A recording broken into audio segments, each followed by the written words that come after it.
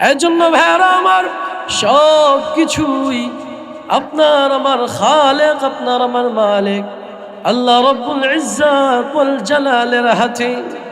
আমার মৃত্যু ওই রবের হাতে, আপনার জীবন ওই রবের হাতে।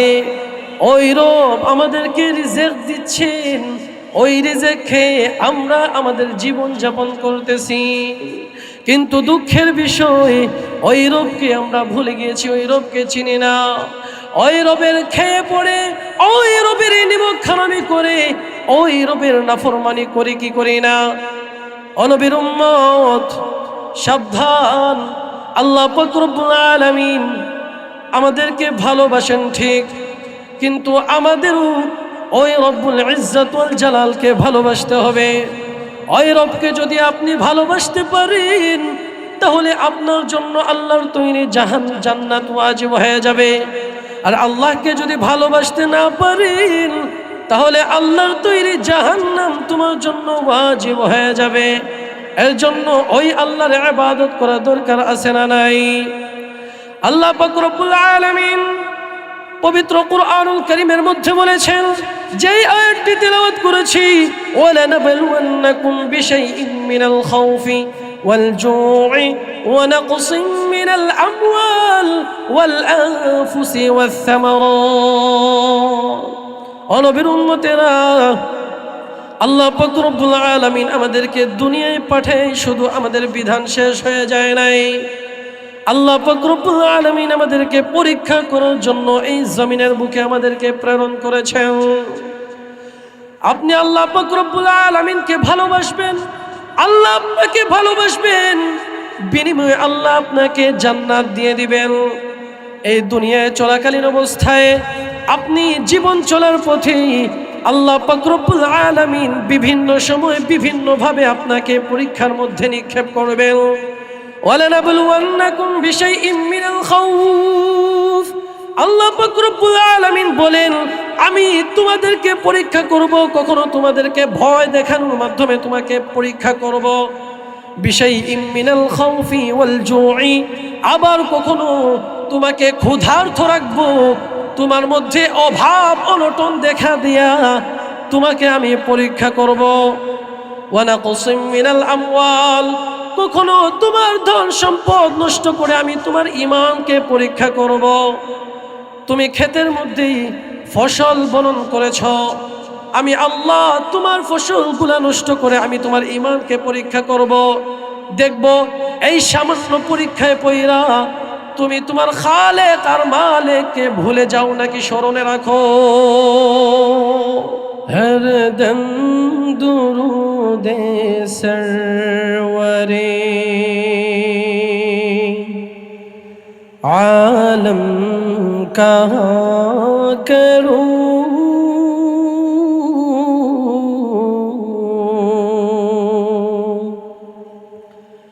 हर दम दुरूदे सरवरे आलम कहाँ करूं, सल्ली अला सल्ली अला सल्ली अला कहूँ, हर लम्हा महवरूए मुकर्रम रहा करूँ, सल्ली अला सल्ली अला सल्ली अला कहूँ। इसमें रसूल होगा मुदावा ये दर्द दिल,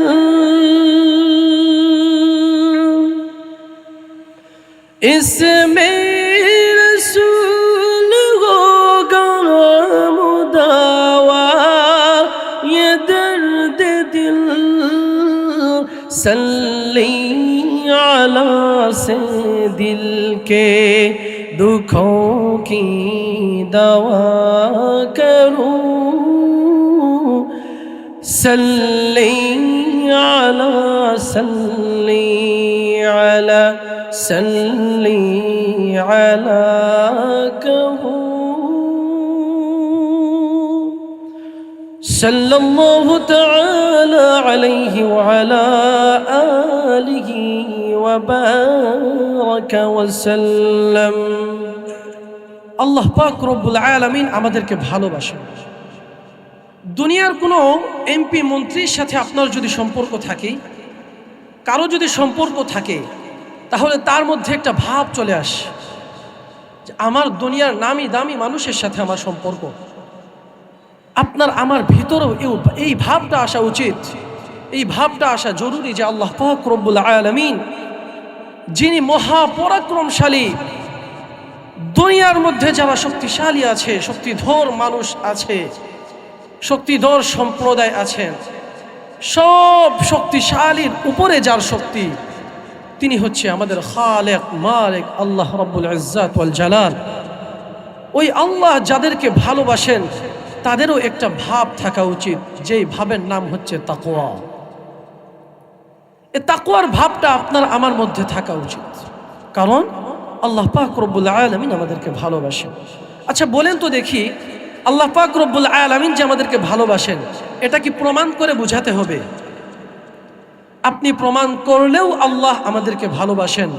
আমি যদি 1000টা প্রমাণ এখানে দেখাই, তারপরও আমাদের খালেক মালিক আমাদেরকে ভালোবাসেন। এই ভালোবাসা যদি আমি প্রমাণ করি, তবুও আল্লাহ আমাদেরকে ভালোবাসেন। আমি যদি প্রমাণ না করি, তবুও আল্লাহ পাক রব্বুল আলামিন আমাদেরকে ভালোবাসেন। তবুও বুঝার সুবিধার্থে আল্লাহ পাক রব্বুল আলামিন কুরআনুল মাজিদে বিভিন্ন সময় বিভিন্ন মখলুক, ছোট থেকে ছোট মখলুকের নাম উল্লেখ করে উদাহরণ দিয়েছেন মানুষ বুঝার সুবিধার্থে। এর জন্য আপনারা বুঝার সুবিধার্থে আমি ছোট্ট একটি উদাহরণ টানব। আমরা যখন আমাদের সন্তানদেরকে বাজারে প্রেরণ করি, পাঠাই কোনো খরচের জন্য, তখন তাকে আমরা গাইডলাইন দিয়ে দিই, বাবা রাস্তার এক সাইড দিয়ে হাঁটাহাঁটি করবা, তাই তো? রাস্তার মাঝখান দিয়ে হাঁটাহাঁটি করবা না, কারণ গাড়ি ঘোড়া চলাচল করে। কারণ কি? আপনি আপনার সন্তানকে ভালোবাসেন।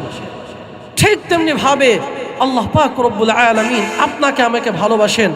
আপনি আমি যেন কখনোই পথভ্রষ্ট না হই, কখনোই জাহান্নামের পথে পা না বাড়াই, এজন্য আল্লাহ পাক রব্বুল আলামিন আমাদেরকে পূর্ণাঙ্গ গাইডলাইন দিয়ে দুনিয়ায় পাঠিয়েছেন মহাগ্রন্থ আল কোরআন, যেটা পূর্ণাঙ্গ হেদায়েত গ্রন্থ।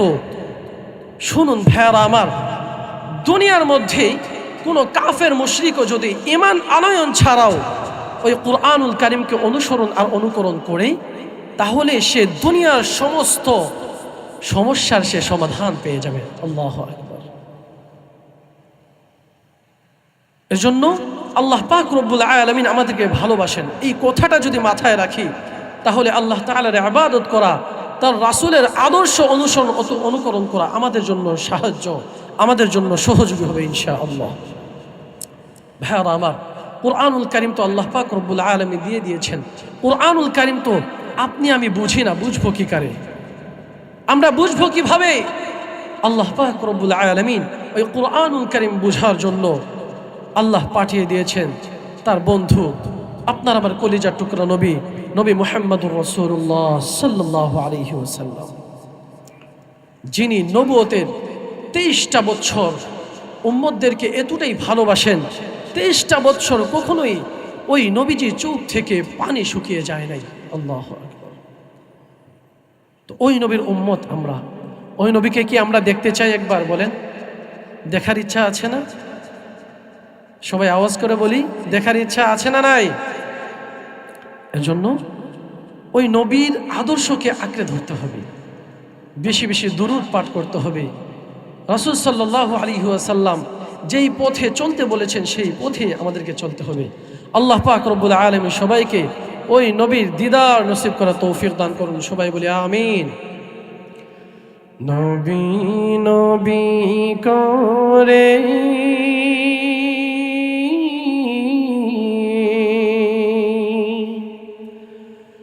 আর কত কাল আমি কাঁদব, নবী করে আর কত কাল আমি কাঁদব। আল্লাহ পাক রব্বুল আলামিন আমাদের সবাইকে ওই নবীজির দিদার নসিব করা তৌফিক দান করুন। দেখুন আল্লাহ পাক রব্বুল আলামিন যে আমাদেরকে ভালোবাসেন আরেকটা উদাহরণ দেই। 30 নম্বর পারার সূরাতুল জিলজাল যখন নাজিল হয়, যখন দুইটা আয়াত নাজিল হয়, ফামান ইয়ামাল মিসকালা যাররাতিন খায়রান ইয়ারা ওয়া মান ইয়ামাল মিসকালা যাররাতিন শাররান ইয়ারা, তখন আপনার আমার কলিজার টুকরা নবী নবী মুহাম্মদুর রাসূলুল্লাহ সাল্লাল্লাহু আলাইহি ওয়াসাল্লামের কাছে হযরতে সিদ্দিক আকবর রাদিয়াল্লাহু তাআলা আনহু অবস্থান করছিলেন। আল্লাহ পাক রব্বুল আলামিনের কাছ থেকে যখন তার বন্ধু আপনার আমার কলিজার টুকরা নবী নবী মুহাম্মদুর রাসূলুল্লাহ সাল্লাল্লাহু আলাইহি ওয়াসাল্লামের উপর আয়াত নাযিল হয়ে যায়, ফামান ইয়ামাল মিসকালা যাররাতিন খায়রান ইয়ারা ওয়া মান ইয়ামাল মিসকালা যাররাতিন শাররান ইয়ারা।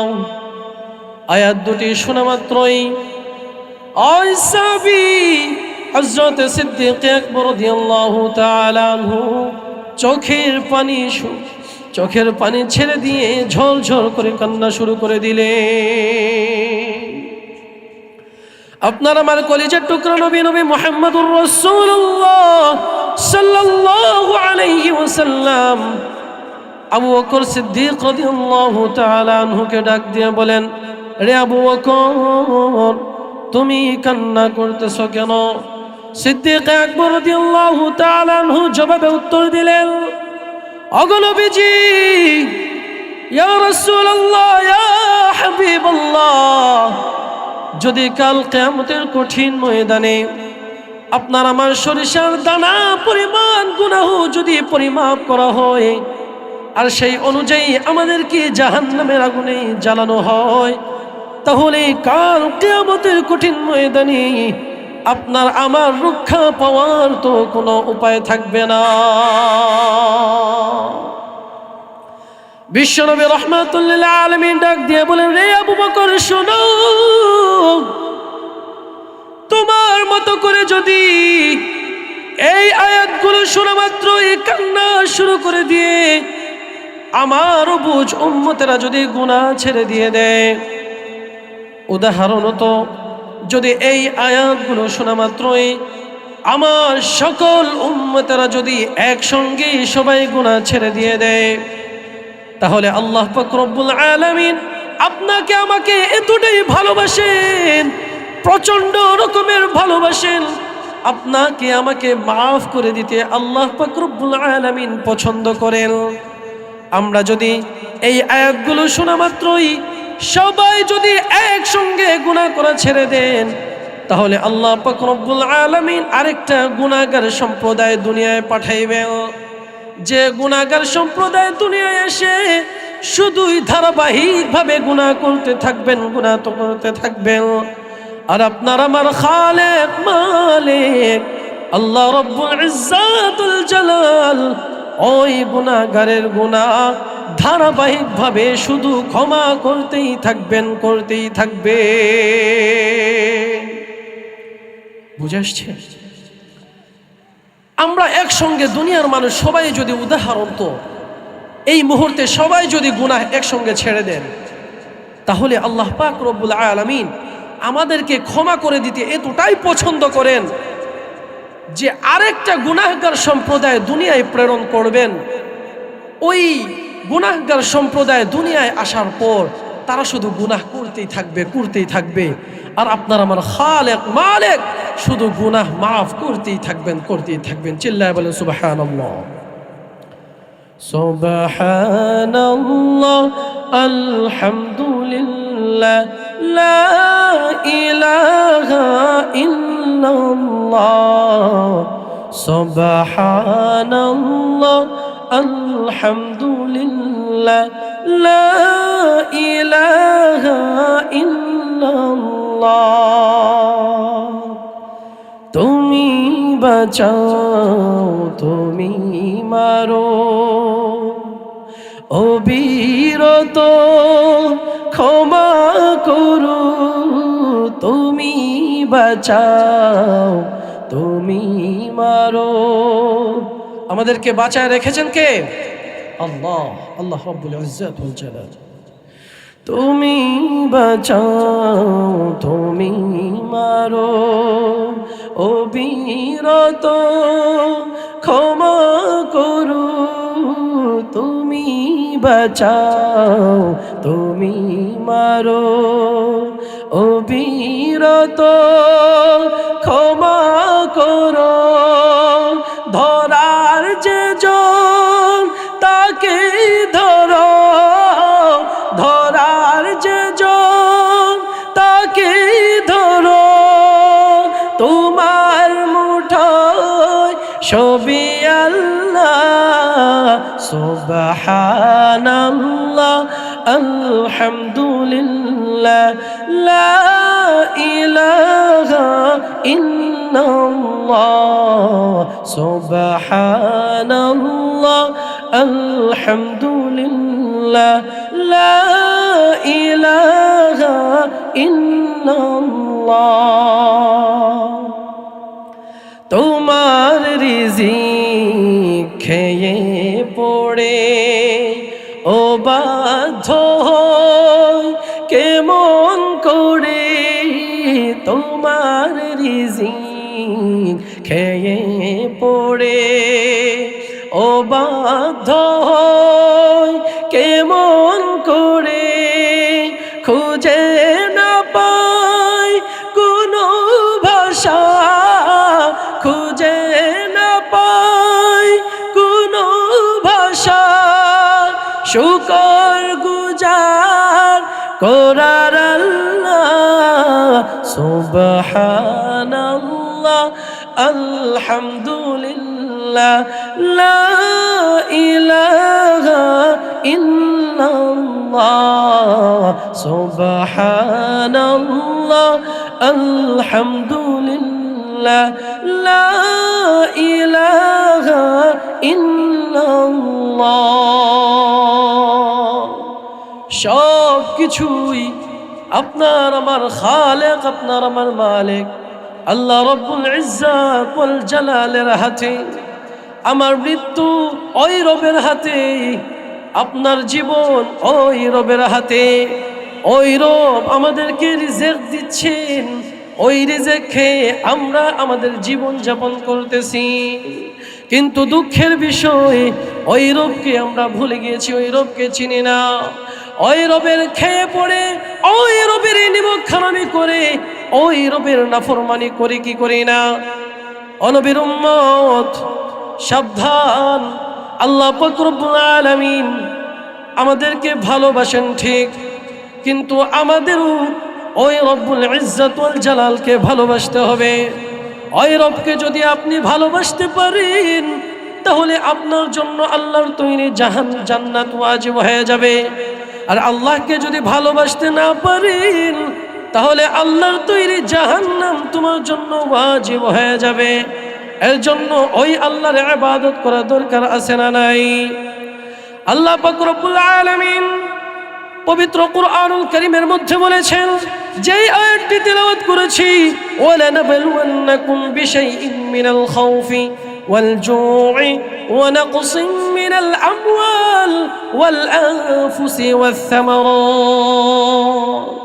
ও নবীর উম্মতেরা, আল্লাহ পাক রব্বুল আলামিন আমাদেরকে দুনিয়ায় পাঠায় শুধু আমাদের বিধান শেষ হয়ে যায় নাই। আল্লাহ পাক রব্বুল আলামিন আমাদেরকে পরীক্ষা করার জন্য এই জমিনের বুকে আমাদেরকে প্রেরণ করেছেন।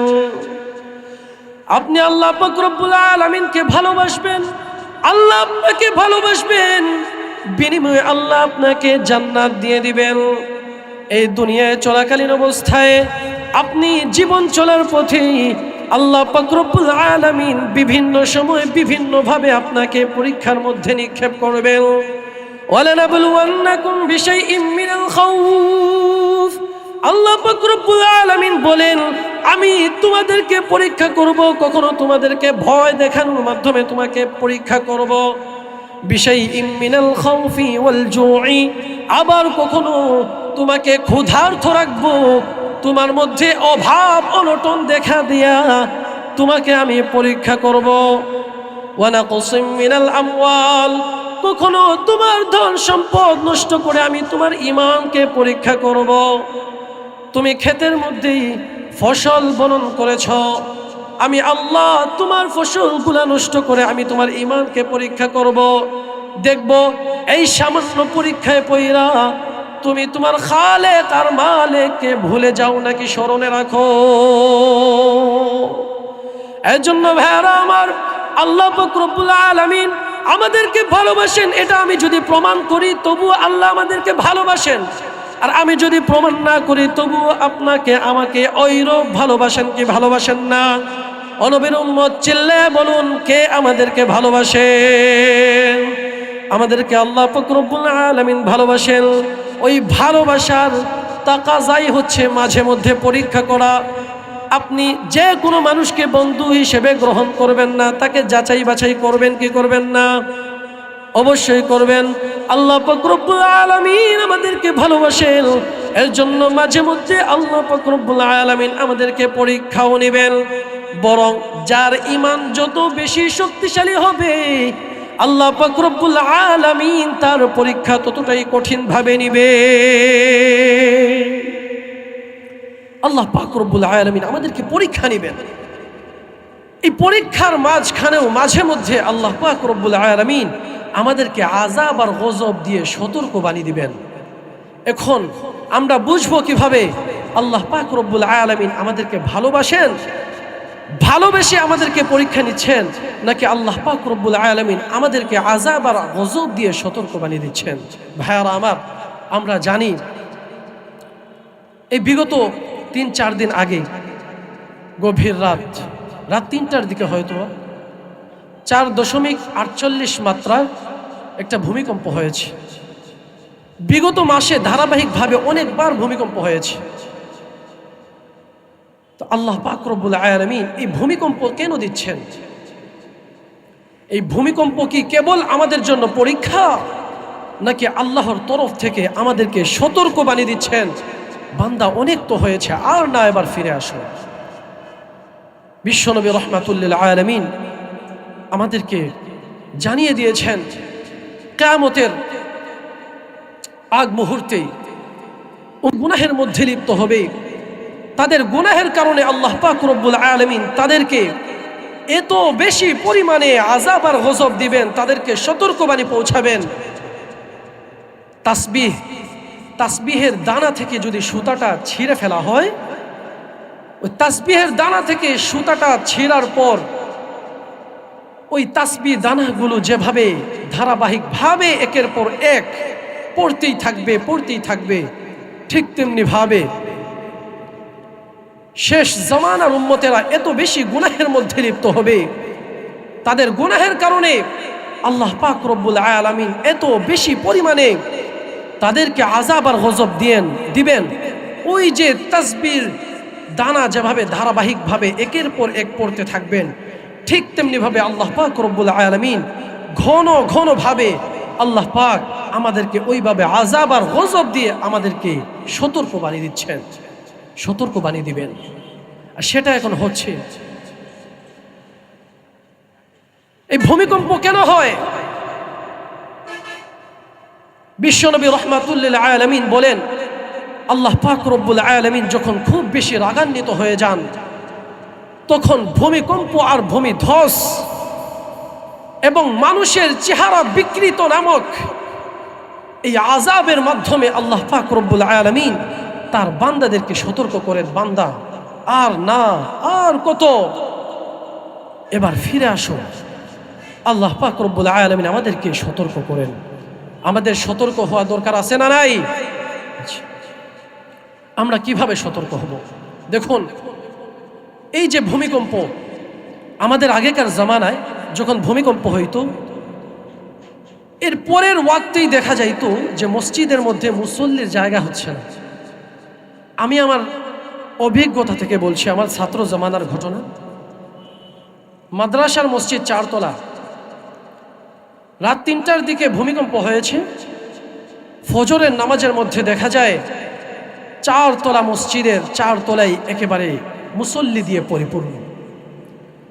তো আগেকার জামানার মানুষের এইসব ভূমিকম্প দেখেই তারা ভয় পাইত, কিন্তু এমন এক জমানা চলে এসেছে আল্লাহ পাক রব্বুল আলামিন প্রদত্ত এই আযাব আর গজব দেখেও আমাদের মুসলমান দিনী ভাইয়েরা ভয় পায় না, তারা তাদেরকে শুধরায় না, তারা মনে করে না যে আল্লাহ হয়তোবা এই ভূমিকম্প দিয়েই আমাকে ধ্বংস করে দিতে পারতেন, কিন্তু আপনি আমি আখেরি নবীর উম্মত, এর জন্য আল্লাহ পাক রব্বুল আলামিন আমাদেরকে ধ্বংস না করেই আমাদেরকে শুধু সুযোগ দিচ্ছেন, আমাদেরকে শুধুই সুযোগ দিচ্ছেন, আমাদেরকে সতর্ক করতেছেন।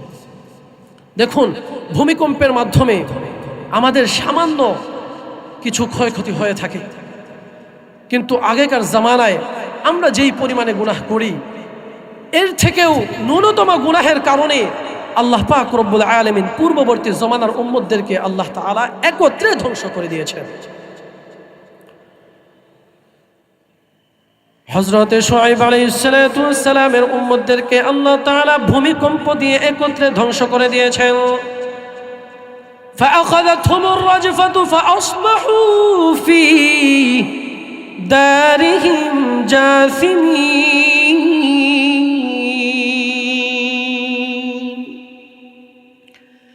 ভূমিকম্পের মাধ্যমে আল্লাহ পাক রব্বুল আলামিন আমাদেরকে সতর্কবাণী দিচ্ছেন, আমাদেরকে ধ্বংস করে দিচ্ছেন না।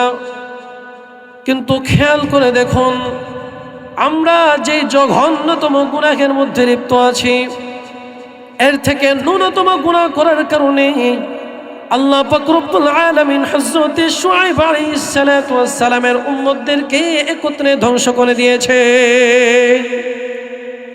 হযরতে শুআয়ব আলাইহিস সালাতু ওয়াস সালামের উম্মতদের কি গুনাহ ছিল? রিওয়ায়াতের মধ্যে পাওয়া যায় হযরতে শুআয়ব আলাইহিস সালাতু ওয়াস সালামের উম্মতদের মধ্যে একটা অন্যতম গুনাহ ছিল, তারা যখন বেচা কেনা করত তখন তারা ওজনের মধ্যে কম বেশি দিত।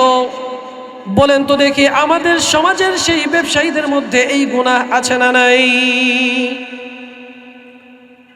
ওজনের মধ্যে কম বেশি করার কারণে আল্লাহ পাক রব্বুল আলামিন ভূমিকম্পের মাধ্যমে হযরতে শুআয়ব আলাইহিস সালাতু ওয়াস সালামের উম্মতদেরকে একত্রে ধ্বংস করে দিয়েছেন। 2 নম্বর গুনাহ কি ছিল? হযরতে শুআয়ব আলাইহিস সালাতু ওয়াস সালামের উম্মতদের মধ্য থেকে যারা দাপটে লিখছিল, সমাজের মধ্যে যারা সম্পদশালী ছিল, যারা পেশি বলে বলিয়ান ছিল, তারা দুর্বল মানুষের প্রতি তারা অত্যাচার করত, নির্যাতন করে তাদের সম্পদ অন্যায়ভাবে আত্মসাৎ করত।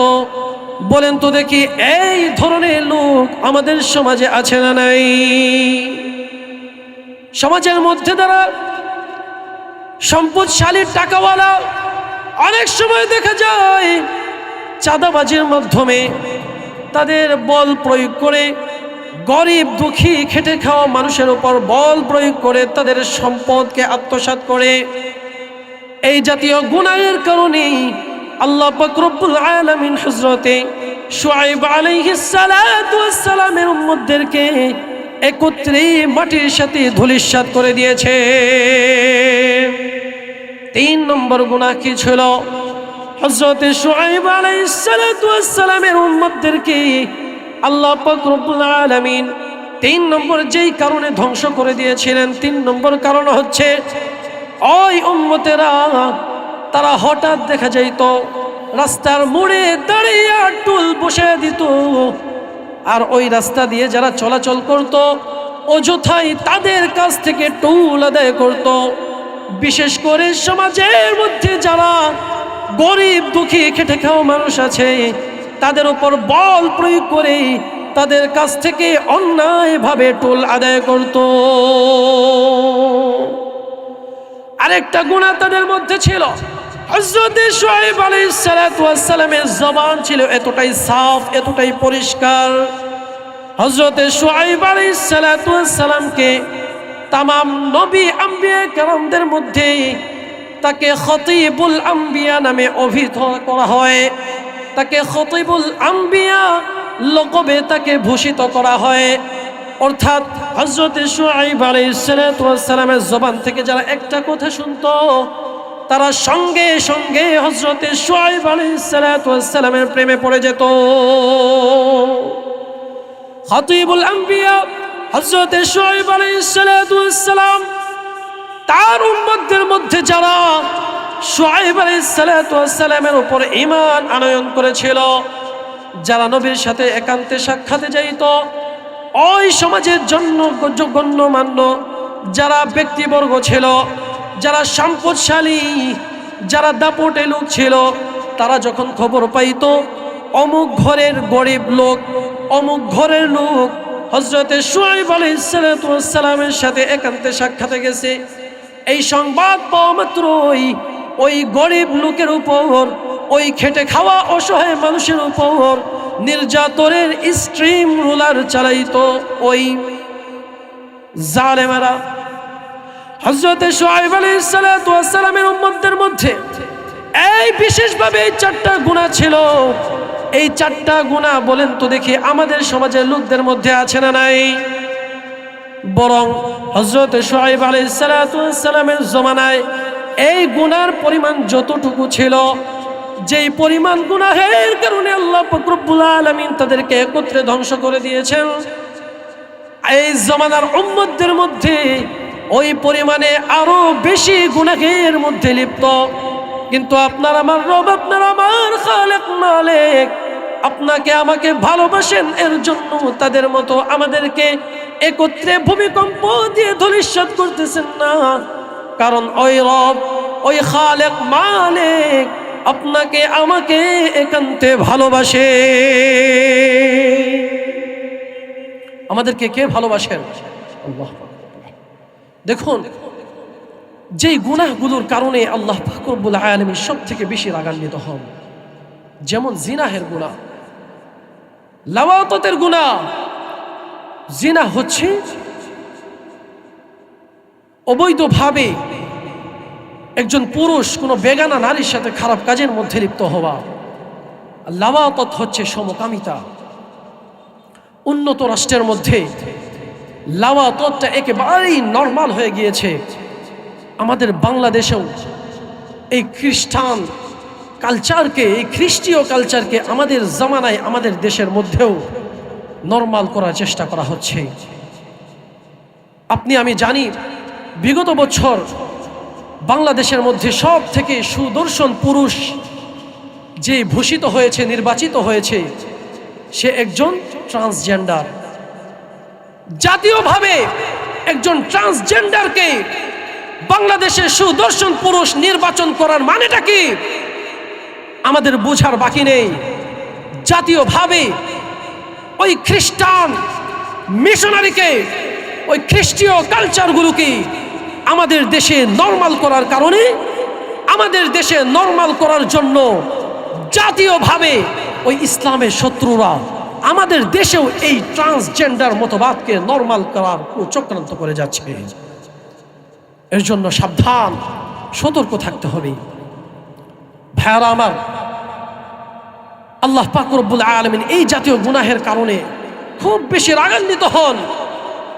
আর আল্লাহ পাক রব্বুল আলামিন যখন রাগান্বিত হয়ে যান, তখন ভূমিকম্প আর ভূমিধ্বসের মাধ্যমে আল্লাহ তাআলা তার বান্দাদেরকে সতর্ক বাণী দেন। বান্দাদেরকে এটাই বুঝাইতে চান, বান্দা আর না, আর না, এবার ফিরে আসো। একক গুনাহের কারণে কখনোই আল্লাহ পাক রব্বুল আলামিন আযাব দেন না। আবু বকর সিদ্দিক রাদিয়াল্লাহু তাআলা আনহু বলেন, সমাজের মধ্যে কোনো গুনাহ যখন নরমাল হয়ে যায়, যখন একটা গুনাহ সমাজের মধ্যে ব্যাপক আকৃতি ধারণ করে এবং ওই সমাজের মধ্যে কিছু লোক এমন থাকে যারা ওই গুনাহকে প্রতিহত করার সামর্থ্য রাখে, কিন্তু তারা এই গুনাহকে তারা প্রতিহত করে না, তখন আল্লাহ পাক রব্বুল আলামিন রাগান্বিত হয়ে যান। আর আল্লাহ পাক রব্বুল আলামিন যখন রাগান্বিত হয়ে যান, তখন আযাব আর গজব দিয়ে উম্মতদেরকে সতর্ক বানিয়ে দেন। এর জন্য আমাদের সতর্ক হওয়া দরকার আছে না নাই? আল্লাহ তাআলা আমাদেরকে সতর্কবাণী পৌঁছাচ্ছেন, বারবার ভূমিকম্প দিয়ে আমাদেরকে বুঝাচ্ছেন, বান্দা গুনাহ খুব বেশি হয়ে গেছে, আর না। আল্লাহ পাক রব্বুল আলামিনের গুনাহকে আমরা নিবারণ করব কিভাবে? একটা হাদিস বলে আমি আমার বয়ান শেষ করে দিচ্ছি। عن أنس بن مالك رضي الله تعالى عنه قال قال رسول الله صلى الله عليه وسلم إن الصدقة لتطفئ غضب الرب وتدفع ميتة السوء বান্দাহের গুনাহের কারণে আল্লাহ পাক রব্বুল আলামিন রাগান্বিত হয়ে যান। রাগান্বিত হয়ে আযাব আর গজব দিয়ে বান্দাকে সতর্ক বানিয়ে দেন, বান্দা আর না, এবার ফিরে আসো। কিন্তু আল্লাহর রাগকে আমরা কিভাবে নিবারণ করব? বিশ্বনবী রাহমাতুল লিল আলামিন আমাদেরকে জানায় দিচ্ছেন, ইন্নাস সাদাকাতা লা তুতফিউ গাদাবার রাব্বি। বান্দা গুনাহ হয়ে গেছে, এবার তুমি আল্লাহ পাক রব্বুল আলামিনের রাগকে নিবারণ করো। রাগ নিবারণ কিভাবে করব? বান্দা সাদকা আদায় করো। কোন বান্দা যদি সাদকা আদায় করে, আল্লাহ পাক রব্বুল আলামিনের যতই রাগ থাকুক না কেন, আল্লাহ পাক রব্বুল আলামিনের রাগ পানির মতো একেবারেই ঠান্ডা হয়ে যায়।